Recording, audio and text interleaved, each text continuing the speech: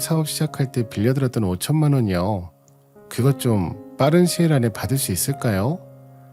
저희도 지금 사정이 너무 안 좋아서요. 갑자기 전화해서 죄송해요. 근데 저희가 상황이 진짜 급해서 그래요. 옳게, 그게 무슨 말이야? 갑자기 5천에 무슨 수로 만들어? 그리고 50만 원도 아니고 5천만 원을 당장 어디서 마련하냐고? 그러니까 평소에 돈을 아껴 쓰고 모아놨어야지. 그러게 펑펑 쓰니까 지금 이 꼴 난 거 아니야. 신우이도 저희 상황을 아니 5천만 원을 빨리 보내줄 거라고 생각했습니다. 근데 여태 돈도 안 모으고 뭐 했냐면서 그러게 돈을 아껴 써야지 이러며 비아냥거리기만 하더라고요. 그 말을 듣는데 정말 어이가 없었습니다. 솔직히 제가 명품백이 한두 개라도 있으면 억울하지도 않겠어요. 오히려 신우이가 저보다 그런 거 사는 게 더 관심 많고 한때는 아주버님 몰래 명품백 산다고 저한테 돈 빌린 적까지 있었거든요. 그랬던 신우이가 저한테 돈 안 모으고 뭐 했냐고 하는데 저도 모르게 욱하게 되더라고요. 형님, 저 명품백 하나밖에 없는 거 아시잖아요. 오히려 사치는 형님이 더 부리셨죠. 명품백에 쓴 돈만 거의 1,000만 원이 뭐야. 2천만 원 정도 쓰지 않으셨어요? 그리고 제가 그런 거 사면서 돈 쓴 거 아니고 여태 모은 돈들은 남편이 다른 2개 사업장 정리하면서 여기저기 흩어져 있던 빚 갚느라 써서 그런 거예요.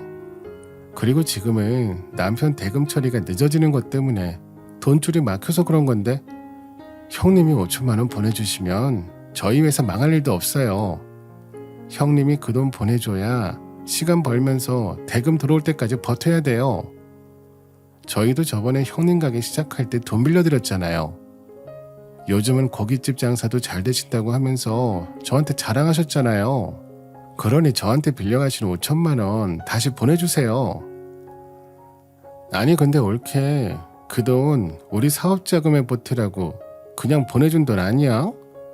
나 빌린다고 한 적 없는데? 그냥 줘놓고 이제 와서 달라고 난리야. 그리고 누가 그렇게 돈을 함부로 쓰라고 했어? 그동안 내 앞에서는 있는 척 없는 척 다 하더니 그럴 줄 알았어. 니네는 언젠가 고꾸라질 거라 생각했어. 신우이는 갑자기 저희한테 돈 빌린 적 없고 너희가 그냥 준 돈 아니냐고 하더라고요. 그리고 우리가 망할 줄 알았냐는 식으로 얘기하는데 화장실에 들어갈 때랑 나올 때 마음이 다르다 하더니 딱 우리 신우를 보고 하는 말이었죠. 돈 필요할 때는 그렇게 알랑방구를 끼더니 이제 우리 도와줄 차례가 되니 한 푼도 안 주려고 하더라고요. 그래서 저는 어떻게든 받아낼 거라고 했습니다. 어떻게 그렇게 말하실 수가 있어요? 그럼 그동안 제 앞에서 하셨던 칭찬들은 다 뭔데요? 어떻게 사람이 하루아침에 바뀔 수가 있어요? 그리고 5천만 원을 그냥 주는 사람이 어딨어요? 설령 우리가 그냥 준 거라고 해도 저희 사정이 안 좋은데 저희가 준 돈 다시 돌려줘야 되는 거 아니에요? 형님이 이렇게 안 준다고 버티면 저희도 법적으로 대응할 수밖에 없어요. 통장에 출금 기록만 있어도 돈 받아낼 수 있는데 저희가 그렇게까지 해서 받아낼 이유가 없잖아요. 저희 상황이 안 좋아서 그런 거니까 빨리 입금해 주세요. 오늘 내로 안 보내주시면 저도 법적으로 대응할 수밖에 없어요. 적은 돈도 아니고 5천만 원이나 되는 돈이면 그래도 어느 정도 해결되거든요. 근데 신우이는 계속 우리가 돈을 펑펑 써서 그렇다는 식으로 얘기하면서 돈을 안 주려고 하길래 그러면 법적으로 대응하겠다고 하며 전화를 끊어버렸습니다. 근데 몇 시간 뒤 신우가 저희 집으로 찾아왔어요. 그리고는 제 앞에서 남편을 잡더군요. 야, 너 이러려고 나한테 5천만 원 준 거야? 내가 돈 필요하다고 해서 너가 보내준 거잖아. 근데 갑자기 연락해서는 5천만 원을 당장 만들라는 게 말이 되냐고. 올케가 나한테 뭐라고 한 줄 알아? 오늘 내로 돈 입금 안 하면 법적 조치 하신댄다. 내가 나이 어린 올케한테 이딴 소리를 들어야 돼? 신우이는 저희 집에 와서는 남편 보고 소리를 치면서 난리를 부렸습니다. 그 모습을 보던 남편이 저한테 호통을 치며 화를 내더라고요. 당신이 도대체 뭐라고 했길래 누나가 저러는 거야? 빨리 사과해. 그리고 다른 사람도 아니고 어떻게 가족한테 법적 조치를 한다는 말을 할 수가 있어. 다시는 우리 누나 안 볼 거야? 사람이 말을 할 때 생각을 하고 말해야지. 본인 유리한 대로만 말하는 신우이를 보는데 말문이 턱 막히더라고요. 속에서 천불이 나서 신우이를 노려보고 있었습니다. 근데 갑자기 신우이가 가방에서 흰색 봉투를 하나 꺼내더라고요. 그리고는 제 앞에 봉투를 내려놨습니다. 그리고는 한마디 하더라고요. 법적으로 조치하겠다는 둥 말을 하길래 내가 돈을 마련해 오긴 했어. 근데 돈은 돈이고 사과받을 건 받아야지. 안 그래 올케? 아무리 우리가 친하게 지냈어도 내가 손윗 사람인데 그렇게 전화로 고래고래 소리 지르면서 법적으로 돈 받아내겠다고 하는 게 말이 되냐고. 아무리 돈이 급해도 그렇지. 지킬 건 지켜야 되는 거 아니야? 제 앞에서 돈을 내려놓으며 사과를 하라고 하는데 어쩌겠어요. 지금 제 코가 석자인데요. 그래서 바로 신우이한테 죄송하다고 사과했습니다. 죄송해요. 아시다시피 지금 돈 한 푼이 아쉬운 상황이라 형님한테 너무 신뢰를 한 것 같네요. 죄송했습니다. 신우이는 제 사과를 듣더니 웃으면서 알겠다고 하며 돈 확인해 보라고 하더라고요. 그래서 저는 당연히 5천만 원이 들어있을 줄 알았습니다. 근데 웬걸 500만 원밖에 없더라고요. 그래서 제가 신우이한테 왜 돈이 부족하냐고 물어봤습니다. 형님, 근데 왜 500만 원밖에 없는 거예요? 저희가 5천만 원 말씀드렸는데 잘못 주신 것 같은데요? 내가 저번에도 말했잖아. 지금 당장 현금 5천만 원을 어떻게 만들어? 그리고 그게 그렇게 후딱 만들어지는 거면 올케는 왜 5천만 원이 없는데? 지금 우리도 가게 사정이 좋은 것만은 아니야. 내가 돈 생기는 대로 만들어서 보내줄게. 근데 조건이 하나 있어. 우리 고깃집 불판 닦아주는 알바생이 그만두는 바람에 당장 사람이 필요하거든. 올케가 와서 도와주면 되겠다. 우리 고깃집 시급도 잘 쳐주니까 올케가 와서 열심히 일하면 내가 5천만 원도 금방 만들 수 있고 올케는 돈도 버니까 동생 남은 가게도 지키는 거 아니야? 일석이조네. 일석이조야. 신우이네 고깃집에 사람이 갑자기 나가서 일해줄 사람이 없다고 하며 저보고 일을 하라고 하더라고요. 저도 어차피 일하려고 알아보고 있어서 알겠다고 하고 고깃집에 나가서 일하며 남편 빚을 조금씩 갚아나가기 시작했습니다. 그런데 제가 일하면 더 빨리 5천만 원을 만들 수 있을 거라고 했던 형님은 500만 원만 주고는 더 이상 돈을 보내주지 않으셨어요. 제가 고깃집에서 불판 닦아주는 일을 하면서 보는데 항상 사람도 많고 고깃집이다 보니 술을 시켜서 먹는 사람들도 많았거든요. 하루에 100만 원 이상은 버는 것 같은데 정말 딱 제 월급만 보내주더라고요. 또 신우이랑 돈 얘기하며 얼굴 붉히기 싫어서 점심부터 저녁까지는 신우이 고깃집에서 불판을 닦고 새벽에는 편의점 알바를 하며 돈을 마련했습니다. 제가 빚진 것도 아니고 남편이 사업하다가 생긴 빚인 거잖아요. 근데 저만 돈 갚는 것에 급급해 보였습니다. 그래서 하루는 남편한테 집에만 있지 말고 공사장 가서 일이라도 해서 돈을 벌어오라고 했습니다. 당신 언제까지 집에만 있을 거야? 나도 이렇게 형님 가게에서 불판 닦으면 돈 벌고 있는데 당신도 뭐라도 해서 돈을 벌어야 될 거 아니야. 야, 나는 사업하는 사람이야. 그런 데서 일하는 거 누가 보기라도 하면 그러면 우리 회사 이미지 어떻게 되겠어? 그리고 나도 다 생각이 있으니까 바가지 좀 긁지 마. 남편한테 일용직이라고 하면서 돈 벌어오라고 했는데 남편은 항상 자존심이 있지 어떻게 그런 일을 하냐고 하더라고요. 제가 투잡 뛰면서 빚을 갚아나갈 동안 남편은 10,000원 한 장 벌어오지 않았습니다. 그래도 제가 밤낮 없이 일하며 돈을 버니 줄어들 것 같지 않던 빚도 조금씩 정리가 되더라고요. 그렇게 결국 남편 빚은 제가 다 갚게 되었고요. 한 1년은 3시간 정도 자며 일했던 것 같아요. 그렇게 남편 사업빚도 다 입금한 날 남편이랑 조촐하게 파티라도 하고 싶어서 집에 들어가는 길에 케이크를 하나 사서 들어갔습니다. 형님이 5천만 원만 빨리 만들어 주셨거나 남편이 정신 차리고 저처럼 밤낮 없이 일을 했다면 남은 회사를 지킬 수 있었을지 모르겠지만 결국 돈이 부족해서 남은 회사마저 파산하게 됐어요. 그래도 빚을 다 정리하고 나니 한시름 돌리겠다고 생각했습니다. 너무 힘들게 달려와서 조금 쉬고 싶은 마음에 형님한테 고깃집 알바생을 다시 뽑는 게 좋을 것 같다고 말했어요. 형님, 저 대신에 일할 사람 구하셔야 될 것 같아요.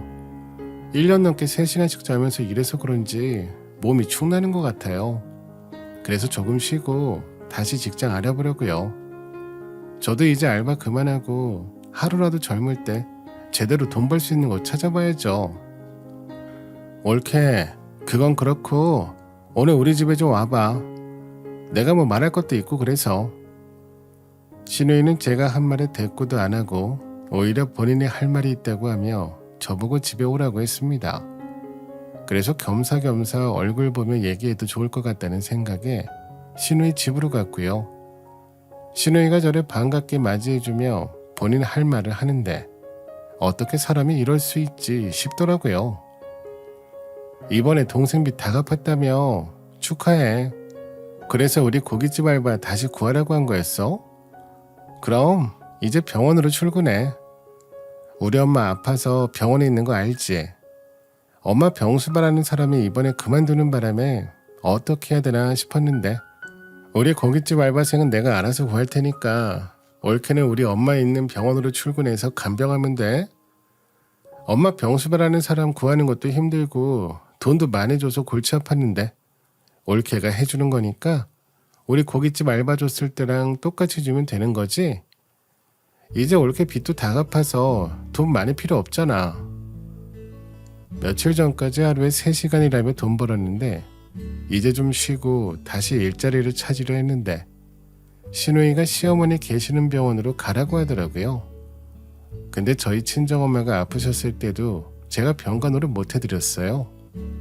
근데 시어머니 해드리는 것도 웃기잖아요. 솔직히 해드리기도 싫고요. 그래서 남편한테 당신이 시어머니 병수발 들라고 했어요. 내가 하루에 3시간 자면서 당신 빚 다 갚았으니까 당신이 어머님 병수발 들던지 해. 당신도 뭔가는 해야 될 거 아니야. 제가 빚도 갚아줬는데 그러면 미안해서라도 본인이 시어머니를 모시겠다고 해야 되는 거 아닌가요? 남편은 펄쩍 뛰면서 남자인 본인이 그걸 어떻게 하냐고 하더라고요. 우리 엄마 병수발을 내가 어떻게 해? 그리고 그런 건 며느리인 당신이 해야 되는 일이지. 내 빚 갚아준 거랑 우리 엄마 모시는 거랑 뭔 상관이야? 빚은 우리가 같이 갚는 게 맞는 거고 엄마 병수발은 며느리인 당신이 하는 게 맞는 거지. 뭐? 나보고 어머니 병수발을 하라고? 우리 엄마 병원에 입원했을 때도 내가 병수발도 못했어. 근데 내가 시어머니 병수발을 해드려야 돼? 내가 이런 말까지는 안 하려고 했는데 시어머니 병원비도 내가 빚 갚을 때 같이 갚은 거 알아? 우리 엄마 병원에 있을 때 당신은 1원 한 푼 보태지 않더니 시어머니 병원비는 당신이 다 결제했더라. 심지어 우리 빚 때문에 전전긍긍하고 있을 때 내가 시어머니 병원비 냈으면 병수발은 아들인 당신이 하는 게 맞지. 그 돈 다 우리 누나가 준 거잖아. 내가 누나한테 말해서 돈 더 얹어주라고 할 테니까 엄마 당신이 모셔. 그럼 되는 거지? 어차피 우리 누나 돈이니까 며느리인 당신이 병수발을 하고 돈도 벌어서 얼마나 좋아. 일석이조네. 우리 누나 같은 사람이 어딨어. 남편은 그 돈도 다 신우이 주머니에서 나온 거니 며느리인 제가 시어머니 병수발을 틀어야 한다고 하더라고요. 근데 제가 제일 자존심이 상한 건 신우이한테 돈을 더 주라고 말할 테니 시어머니를 모시라는 말이었습니다. 그 말을 듣는데 내가 왜 내 몸 갈아가며 남편 빚을 갚아줬을까 싶더라고요. 솔직히 남편이 저를 업고 다니는 건 바라지도 않았어요. 근데 무시하지 말아야죠. 저를 무시하는 남편을 본 순간 이건 아니다라는 생각에 바로 변호사를 찾아가서 이혼 상담을 받았습니다. 기여도에 따라서 재산 분할이 되는데요. 지금 보시면 재산 기여도가 남편보다 높아서 남편분이 가져갈 수 있는 건 없을 것 같은데요. 재산도 분할의 대상이지만 부채도 분할의 대상인데 이 부채를 혼자서 다 갚으신 거잖아요. 재산 분할할 수 있는 게 지금 월세집 보증금밖에 없는데 이것 말고 또 재산은 없으신가요? 아, 예전에 신우이한테 5천만 원 빌려준 적이 있어요. 그 돈을 아직 못 받았거든요. 그것도 재산 분할에 포함될까요? 남편이 보내주긴 했는데. 신우이한테 빌려준 돈도 재산 분할에 넣었습니다. 그러니 남편이 오히려 저한테 돈을 줘야 될 상황이었죠. 사업 망하고 일 한번 해본 적 없는 남편한테 돈이 어디 있겠어요? 그냥 지금 살고 있는 집 보증금과 신우이가 보내준 돈이 제가 갖게 되었습니다. 처음 제가 이혼 소송을 할 때만 하더라도 남편이 기고만장했거든요. 아무래도 제가 나이가 어린 것도 아니고 40대인데 진짜 이혼하겠어 싶었던 것 같아요. 그렇게 남편은 변호사 없이 가만히 있다가 이혼당하게 됐습니다. 이혼이 확정되는 날 남편을 집에서 쫓아버렸고요. 어차피 살고 있는 집이 제 것이 되었으니까요. 돈도 없고 갈 곳도 없는 남편이 어딜 가겠어요. 당연히 신우이 집이었죠. 그러니 하루는 신우랑 남편이 씩씩거리며 저희 집을 찾아왔습니다. 그리고는 돈 달라고 난리를 치더라고요. 아니, 재산 분할로 나한테 빌려준 돈 가져갔으면 얘한테도 2천만 원 정도는 줘야지. 그렇게 얽혀 혼자 다 먹으면 어떡해?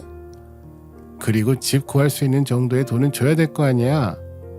올케 때문에 내 동생이 우리 집으로 오는 바람에 나만 우리 남편한테 눈치 보고 있잖아. 남편이 사업 망하고요. 집안에 기여한 게 없는데 어쩌겠어요. 그리고 사실 더 받아야 되는데 남편이 개털이라 형님한테 빌려줬던 5천만 원이랑 이 집 겨우 받은 거예요. 그래도 더 이상 형님 얼굴 안 보고 살아도 되니 너무 편하고 좋은 거 있죠. 다시는 저희 집에 안 찾아오셨으면 좋겠어요. 저도 신우이가 하는 말에 웃으면서 받아쳤습니다. 그걸 보던 남편이 갑자기 신우한테 화를 내더라고요. 누나가 우리 엄마 병수발 시키자고 해서 이사달이 난 거 아니야. 누나가 그렇게 하자고 하지만 않았으면 나 이혼당하지도 않았어. 그게 왜 내 탓이야. 그리고 너도 동의했잖아. 어차피 간병인한테 돈 쓸 바에는 네 와이프 공짜로 쓰자며. 그래도 내가 우리 고깃집에서 일하는 월급은 줘야 하는 거 아니냐고 해서 그 돈이라도 준 거잖아. 근데 이제 와서 내 탓을 해? 네가 이러니까 이혼당했지. 갑자기 제 눈앞에서 둘이 싸우기 시작했습니다. 들어보니 제가 악착같이 빚을 다 갚는 모습을 보고는 시어머니 병수발도 잘하겠다 생각한 것 같아요. 그리고 간병인한테 나가는 돈을 아끼면 그 돈을 가질 수 있겠다 생각한 것 같고요. 둘이서 아웅다웅 싸우는 꼴을 보고 있으니 이 집을 탈출하길 잘했다는 생각이 들었습니다. 계속 저희 집 앞에서 둘이 싸우길래 여기서 싸우지 말고 나가라고 했어요. 근데 둘이서 갑자기 시어머니를 생각해서라도 병수발을 해주면 안 되겠냐고 하더라고요.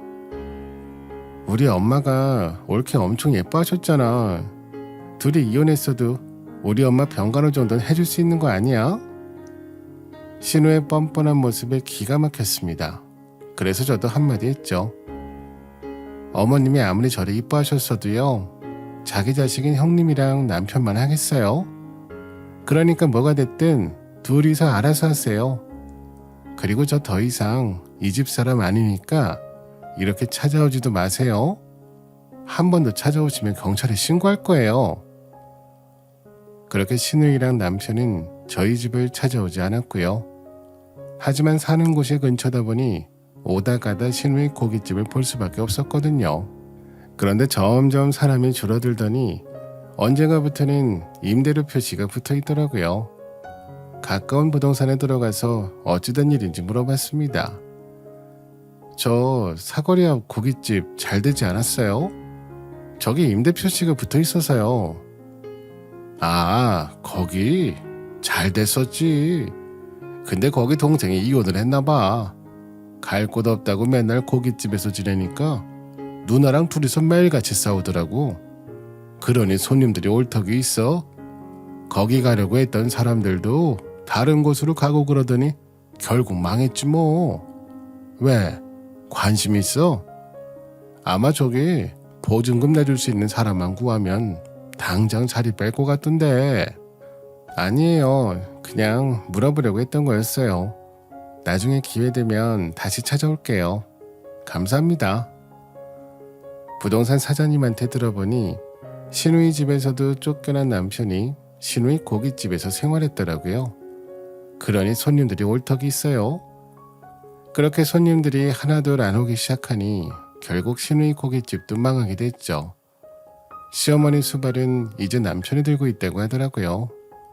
본인이 안 하려고 하고 다 저를 시키려고 했는데 이제 저랑 이혼하게 되니 누구한테 도움을 요청할 수 있겠어요. 본인이 해야죠.